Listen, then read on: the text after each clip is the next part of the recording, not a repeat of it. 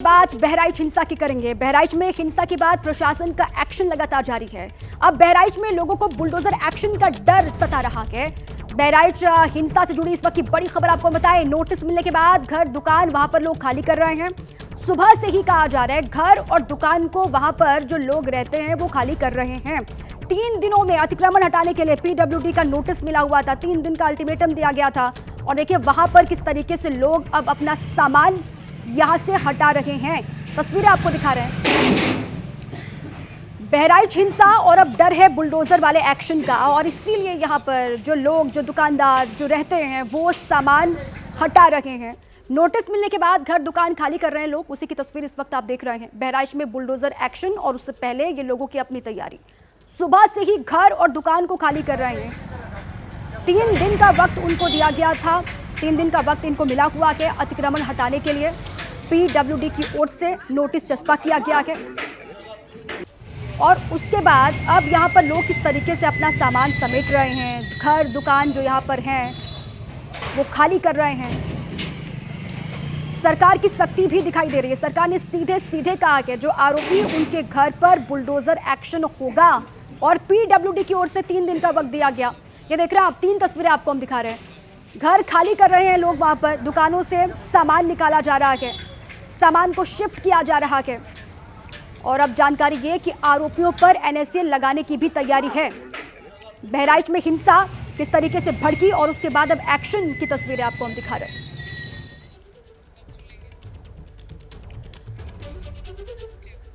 देखिए नोटिस के बाद जो लोग घर खाली कर रहे हैं वो इस वक्त सदमे में हैं। कुछ लोगों की आंखों में आंसू भी दिखाई दिए। संवाददाता विवेक राय की एक ग्राउंड रिपोर्ट आपको दिखाते हैं। बहराइच के मैसी के महाराजगंज में बुलडोजर का एक्शन अब दिखने वाला है। पीडब्ल्यूडी विभाग ने 23 मकानों पर नोटिस चस्पा किया है। एक सामने आप ये उसी बीच में एक नोटिस आपको है। सबसे पहले मैं नोटिस पे ले चलूँगा। ये नोटिस देखिए, ये जो घर है ये हाजी शमीम पुत्र बुट्टू के नाम पर लिखा हुआ है और इस पर भी इनको भी खाली करने के लिए कहा गया है। या तो खाली करें या 60 फीट की जो दायरे की बात कही गई कि सड़क के बीचों बीच से 60 फीट के अंदर अगर इनका घर या मकान है तो या तो वो खुद तोड़ लें या उस पर तोड़ा जाएगा। और यहाँ पर जो दुकान थी, देखिए उस दुकान से जो लोग हैं वो अब अपना सामान निकाल रहे हैं। आज शनिवार का दिन 19 तारीख और 19 तारीख को 18 तारीख को नोटिस चस्पा होने के बाद अब 19 तारीख को लोग अपना सामान निकालते हुए दिखाई दे रहे हैं। अलग अलग घरों से भी जो लोग हैं वो अपना सामान निकाल रहे हैं। जिन जिन घरों पर नोटिस चस्पा हुआ है उन घरों से लोग जो हैं अपना सामान निकालने की कार्रवाई है वो कर रहे हैं। देखिए ये निशान भी आपको दिखाऊं। देखिए ये कुछ दिनों पहले जो है यहाँ पर निशान भी लगाया गया था और ये 60 फीट का दायरा है आगे से और इसी कारण अब यहाँ जो गेट था उसको निकाला जा रहा है और गेट निकालने के बाद ये 2 फीट खुद अपना वो तोड़ देंगे और पीछे अपना जो गेट है वो कर लेंगे। ये जो दूसरा घर आपको दिखाऊं, ये जावेद पुत्र मोहम्मद हनीफ हैं, उनके घर पर ये नोटिस चस्पा है। एक ये भी जो गेट था इसका देखिए जो दरवाज़ा है वो खोल लिया गया है। इसके अलावा जो बाकी चीज़ें हैं उसको भी खोलने की कवायद है। ये देखिए जो यहाँ दुकानों से लोग सामान लेकर के यहाँ निकलते हुए दिखाई दे रहे हैं। अंदर की तस्वीरें देखिए, कुछ बच्चे भी सामान निकल रहे हैं। तुम्हारा ही घर है ये? क्या कहाँ ले जा रहे हो सामान? हाँ बगली जी का कहीं शिफ्ट करेंगे। किराए का घर था वो भी। किराए का था? कितना किराया देते थे? किराया 5000। कहाँ तक तोड़ने का हुआ है?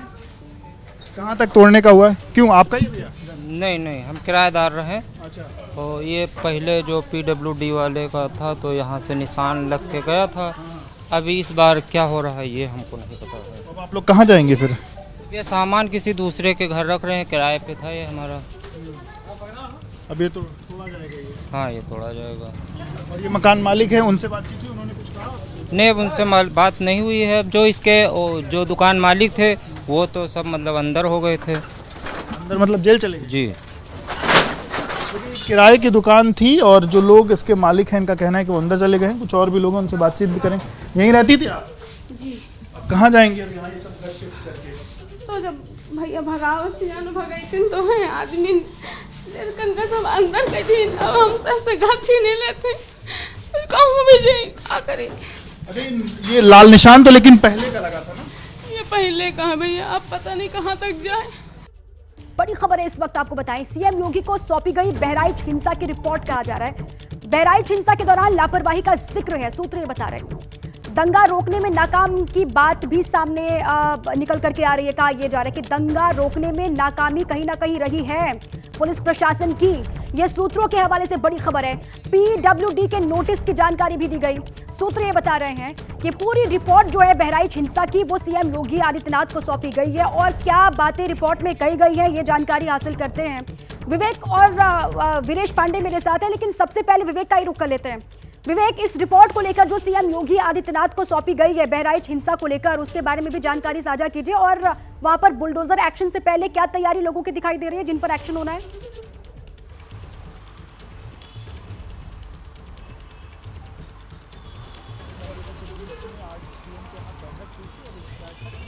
डीजीपी के साथ साथ एडीजी लॉ एंड ऑर्डर और जो होम सेक्रेटरी हैं वो मौजूद थे। और चूंकि अच्छा ठीक है, लौटेंगे विवेक आपके पास। आपके ऑडियो में थोड़ी सी दिक्कत है, आ रही हूँ वापस आपके पास। वीरेश भी मेरे साथ है। वीरेश, अगर आपको आवाज आ रही है आपका रुख करूंगी।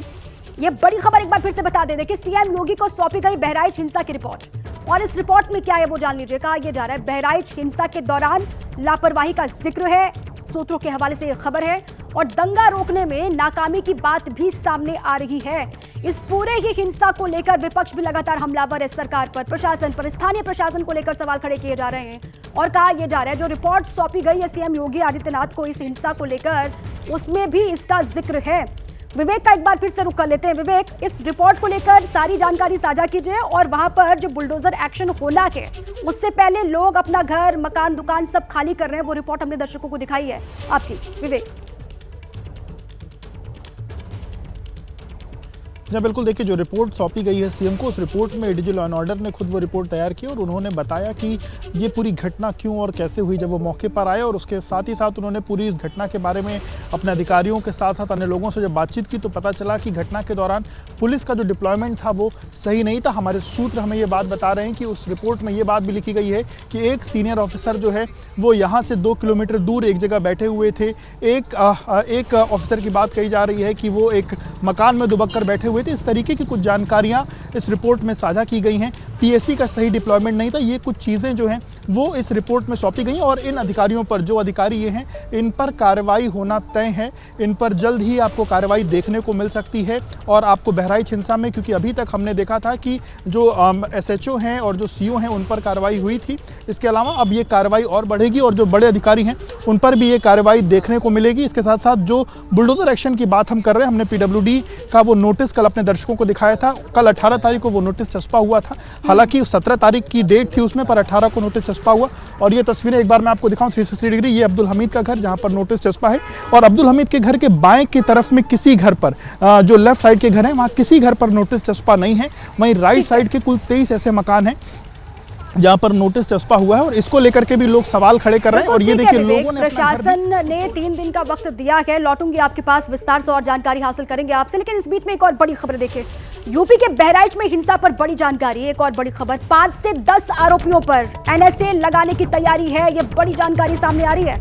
आरोपियों के अपराध का आकलन किया जा रहा है और उसके बाद कहा यह जा रहा है कि 5 से 10 आरोपियों पर एनएसए लगाने की तैयारी की जा रही है। वीरेश पांडे मेरे साथ लगातार बने हैं। वीरेश, इस खबर पर और क्या जानकारी है हमारे पास? कहा यह जा रहा है 5 से 10 आरोपी जिन पर एनएसए लगाने की तैयारी सरकार कर रही है। देखिए, अपराध का आकलन किया जा रहा है और जो 5 गिरफ्तार हैं उनको तो एनएसए के तहत जरूर निरुद्ध किया जाएगा। इसके अलावा 5 और हैं और इसके अलावा ये संख्या और भी बढ़ सकती है। इनके अपराध का आकलन चल रहा है, पुलिस के द्वारा किया जा रहा है, एसटीएफ के द्वारा किया जा रहा है और एलआईयू और अन्य एजेंसीज के द्वारा किया जा रहा है। इसके अलावा इनके ऊपर एनएसए लगाया जाएगा, बुलडोजर का एक्शन सोमवार से शुरू हो जाएगा और साथ ही साथ कुर्की का काम शुरू हो जाएगा। वो जो भी धाराएं, वो जो भी कानून का दायरा है, वो सब कुछ बहराइच हिंसा में हिंसा फैलाने वाले आरोपियों के घर, दुकान, मकान और उनके ठिकाने पर बाबा का जो एक्शन होगा योगी आदित्यनाथ का, वो पूरा एक उसकी तैयारी की जा रही है। और आज 10:30 बजे से लेकर 11 बजे तक मुख्यमंत्री आवास पर जो बैठक चली उसकी एक रूपरेखा मुख्यमंत्री के सामने, उस एक्शन, उस कार्रवाई की रूपरेखा मुख्यमंत्री के सामने प्रेजेंट किया गया, रखा गया, प्रस्तुत किया गया। और उसमें जो जितने कानून व्यवस्था के यूपी के जिम्मेदार लोग हैं वहाँ मौजूद थे, चाहे वो एसीएस होम हो, चाहे होम सेक्रेटरी हो, चाहे डीजीपी हो, चाहे एडीजी लॉ एंड ऑर्डर हो, उन्होंने वो सारी जो रोड मैप है। और इसके अलावा एक और खबर आपको बताऊं कि न केवल बहराइच बल्कि नेपाल से सटे हुए जो ज़िले हैं उनमें जो विदेशी शक्तियां यानी बाहर से नेपाल के द्वारा भारत को अस्थिर करने की कोशिश में लगी हुई हैं, इंटेलिजेंस और की सीधे जो ये रिपोर्ट मैसेज है वीरेश, सीधे ये संदेश है कि जो माहौल को बिगाड़ने की कोशिश करेगा उनको बख्शा तो कम से कम नहीं जाएगा, सख्त एक्शन होगा। और जानकारी जो आप दे रहे हैं कि 5 से 10 या फिर संख्या बढ़ भी सकती है, उन आरोपियों पर एनएसए लगाया जा सकता है। अभी उनके अपराध का आकलन किया जा रहा है। सरकार बहुत सख्त है इस पूरे मामले को लेकर। बात मर्डर केस के कितने राज, बाबा सिद्दीकी हत्याकांड पर बड़ा खुलासा हुआ कि हत्या में इस्तेमाल पिस्टल जो है वो राजस्थान से लाई गई थी, ये बात सामने आ रही है। बाबा सिद्दीकी हत्याकांड पर यह बड़ा खुलासा है, कहा यह जा रहा है जो हत्या में इस्तेमाल पिस्टल है वो राजस्थान से लाई गई थी। मुंबई क्राइम ब्रांच की एक टीम राजस्थान में इस वक्त मौजूद है। हथियार के असली सोर्स का वहां पर जो टीम है वो पता लगाने की कोशिश कर रही है। सूरज ओझा मेरे साथ इसी पर और जानकारियों के साथ जुड़ चुके हैं। सूरज, अब इसका राजस्थान कनेक्शन किस तरीके से सामने आ रहा है, जरा बताइए विस्तार से सूरज। जी बिल्कुल दीपा, मैं पहले आपको एक छोटा सा विजुअल दिखाना चाहूँगा। ये जो आपको मेरे पीछे जेल दिखाई दे रहा है, इसी लॉकअप में आरोपियों से लगातार पूछताछ की जा रही है और इस पूछताछ के दौरान कई सारे खुलासे हो रहे हैं। इसी खुलासों में से एक ये है कि जिन आरोपियों ने बाबा सिद्दीकी पर फायरिंग की, उन्होंने वो जो हाई एंड वेपन थे वो कहाँ से लाए। तो इस पर आरोपी ने बताया कि ये वेपन उन्होंने राजस्थान से लाए थे। सूत्रों का ये कहना है कि मुंबई क्राइम ब्रांच की एक टीम फिलहाल राजस्थान में मौजूद है। राजस्थान में वो टीम कैंप कर रही है और इन वेपन्स का सोर्स आइडेंटिफाई करने की कोशिश कर रही है। देखिए, पुलिस का ये भी शक है कि 2022 में एक अलर्ट आया था, उस अलर्ट में बताया गया था कि राजस्थान और पंजाब इन दोनों राज्यों में किसी तरह से मतलब ड्रोन के जरिए या किसी जरिए इंडो पाक बॉर्डर का इस्तेमाल कर वेपन्स लाए जा सकते हैं। तो इस तरह का जो शक है वो मुंबई क्राइम ब्रांच के जहन में भी है कि क्या ये वेपन्स पाकिस्तान के रास्ते से लाए गए थे या फिर किसी और रास्ते से। फिलहाल जो टीमें हैं वो राजस्थान में कैंप कर रही हैं और पता लगाने की कोशिश कर रही हैं कि ये हाई एंड वेपन्स कहाँ से आ रहे हैं। जी बिल्कुल ठीक है सूरज, आप लगातार नजर बनाए रखें। अब ये वेपन्स आए कहाँ से इनको लाया गया, इसके बारे में हर एक चीज जानने की कोशिश जो टीम वहां पर मौजूद है वो कर रही है राजस्थान में। झारखंड से इस वक्त बड़ी खबर सामने आ रही है। आपको बताएं, झारखंड के सीएम हेमंत सोरेन से मिले हैं राहुल गांधी और आज रांची दौरे पर है राहुल गांधी, ये तो आप जानते हैं। और वहां पर सीएम हेमंत सोरेन के साथ राहुल गांधी की मुलाकात हुई है। कुछ देर में संविधान सम्मेलन को संबोधित भी करेंगे राहुल गांधी। संविधान सम्मान सम्मेलन को लेकर राहुल गांधी का ये रांची दौरा है और कुछ ही देर के बाद वो इस सम्मेलन को संबोधित भी करेंगे। लेकिन उससे पहले हेमंत सोरेन के साथ में जो उनकी मुलाकात हुई है उसकी ये पहली तस्वीर आप देख रहे हैं। झारखंड में इंडिया ब्लॉक में सीटों को लेकर पेच फंसा हुआ है। हालांकि कहा यह जा रहा है कि लगभग अब सीटें कितनी किसको मिलेंगी, कौन कितनी सीटों पर लड़ेगा, इसको लेकर सारी तैयारी हो चुकी है। कुछ सीटों को लेकर पेच फंसा हुआ है और इस बीच ये मुलाकात की तस्वीर आपको हम दिखा रहे हैं। बात दिल्ली में प्रदूषण की दवा क्या है, बड़ी खबर आपको हम बताने जा रहे हैं। दिल्ली के लोगों के लिए संकट अभी बरकरार है। हवा में पॉल्यूशन हर दिन बढ़ता जा रहा है और आज भी प्रदूषण का स्तर खतरनाक रहा। एक तरफ देखिए सांसों का संकट है और दूसरी ओर यमुना का जहरीला पानी है। यमुना में आज भी झाग ही झाग है, आपको तस्वीरें हम दिखा रहे हैं। पॉल्यूशन को लेकर राजनीति बेहद गर्म है और बीजेपी और आम आदमी पार्टी एक दूसरे पर लगातार आरोप लगा रहे हैं। लेकिन इस प्रदूषण को दूर कौन करेगा, सबसे बड़ा सवाल यह है कैसे दिल्ली के लोगों को इससे राहत मिलेगी। इस दम घोटू हवा से छुटकारा कैसे मिलेगा दिल्ली वासियों को, इसका कोई ठोस उपाय जमीन पर दिखाई नहीं दे रहा। समस्या सिर्फ इस साल की नहीं है, ये आप जानते हैं। हर साल अक्टूबर महीना जैसे ही दस्तक देता है हवा जहरीली हो जाती है और यमुना में इसी तरह का झाग आपको हर साल दिखाई देता है। दो तस्वीर आपको हम दिखा रहे हैं। देखिए, हवा में जहर और पानी भी जहरीला यहाँ पर हो चुका है। दिल्ली वालों के सामने संकट भयंकर है। अहमद बिलाल मेरे साथी इससे पर और जानकारियों के साथ जुड़ चुके हैं, वो आपको तस्वीरें भी दिखाएंगे और साथ ही उनके साथ में बीजेपी के सांसद भी मौजूद हैं। बिलाल, उनसे भी बात कीजिए और जरा पूछिए, ये राजनीति तो हर साल होती है, लेकिन इस पॉल्यूशन की दवा आखिर है क्या? कैसे राहत मिलेगी दिल्ली के लोगों को? बिल्कुल, देखिए आपको बता दूं कि वो कहावत है ना कि हाथ कंगन को आरसी क्या, पढ़े लिखे को फारसी क्या। तो दिल्ली में प्रदूषण की और खास करके यमुना में प्रदूषण की क्या स्थिति है, इसकी सीधी साधी जीता जागता उदाहरण अगर हम आपको दिखाएं तो देखिए यहाँ पर कि यमुना किस कदर जहरीली हो चुकी है। इसकी बानगी और इसका सबूत ये सफेद झाग जो है आपको यहाँ पर दिखाई दे रहे हैं, जिसको आप जो है वो समझ सकते हैं कि किस तरीके का जहर जो है वो इस वक्त यमुना में फैल रहा है। हमारे साथ बीजेपी के सांसद योगेंद्र चंदौलिया साहब, ये जो झाग हम देख रहे हैं, ये जो जहर हम देख रहे हैं, जो इस वक्त यमुना में घुला मिला हुआ है, हर साल स्थिति ऐसी क्यों बन जाती है आखिर? देखिए, पिछले 10 साल से दिल्ली बेहाल है। केजरीवाल साहब की सरकार ने दिल्ली की जनता को ठगा है। यमुना मैली की मैली है। 2020 के इलेक्शन मैनिफेस्टो में केजरीवाल साहब ने कहा था कि 2025 में मैं मेरे मंत्रिमंडल के साथ यमुना में डुबकी लगाऊंगा। आज केजरीवाल साहब मुख्यमंत्री नहीं है, मैडम आतिशी मार्लेना जी मुख्यमंत्री है। मैं उनको कहना चाहता हूं कि मैडम, आपने जो आपके मुख्यमंत्री ने बात की थी, क्या आप उससे मतभेद रखती हैं या उनकी बात पर फूल चढ़ाना चाहती हैं? तो मैं आपको आमंत्रित करता हूं, समय और तारीख आप बताएं और मैं आपके साथ एक एमपी होने के नाते, क्योंकि मैं दलित मजदूर किसान का गरीब का बेटा हूं, मैंने गरीबी देखी है। डुबकी लगाने का चैलेंज कर रहे हैं? मैं डुबकी लगाने का चैलेंज कर रहा हूं कि मेरे तो तारीख आम आदमी पार्टी के नेता वो बताएं, वो जब कहें अपने मंत्रिमंडल के साथ, जहां वो डुबकी लगाएंगी मैं वो डुबकी लगाऊंगा। लेकिन ये राजनीति के चक्कर में चंद्रजुलिया, आपको नहीं लग रहा है कि पर्व आने वाला है, लोगों की आस्था के साथ खिलवाड़ होगा? जब इसी जहरीली पानी में जो महिलाएं हैं वो डुबकी लगाएंगी तो परेशानी तो आम जनता को होती है ना? देखिए, अगस्त 2024 की रिपोर्ट है कि 37 सीवर ट्रीटमेंट प्लांट हैं जो दिल्ली सरकार ऑपरेट करती है। 22 सीवर ट्रीटमेंट प्लांट को साफ नहीं किया गया। यमुना के अंदर शादरा और नजफगढ़ ड्रेन का नाले और 18 नाले इसके अंदर आते हैं। दिल्ली सरकार ने हमेशा झूठे वायदे किए। हर साल कहा केजरीवाल साहब ने कि हम यमुना को साफ करेंगे। दिल्ली में जो 7 सांसद हैं बीजेपी के, उनकी क्या जिम्मेदारी है? क्या उनका जनता के प्रति उनकी भी तो जवाबदेही है? उन्होंने यमुना साफ करने के लिए, देखिए, मैं सांसद हूं, मेरे साथ 6 सांसद और हम 7 सांसद हैं। केंद्र में नरेंद्र मोदी जी की सरकार है। नरेंद्र मोदी जी ने दिल्ली की सरकार को यमुना को साफ करने के लिए 3200 करोड़ रुपए दिया। देखिए, राजनीति सेकने पर सभी का जोर ज्यादा दिखाई दे रहा है और रास्ता निकालने पर यह जोर होना चाहिए था राजनीतिक पार्टियों का कि कैसे प्रदूषण खत्म हो, कम हो या फिर दिल्ली के लोगों को राहत मिले।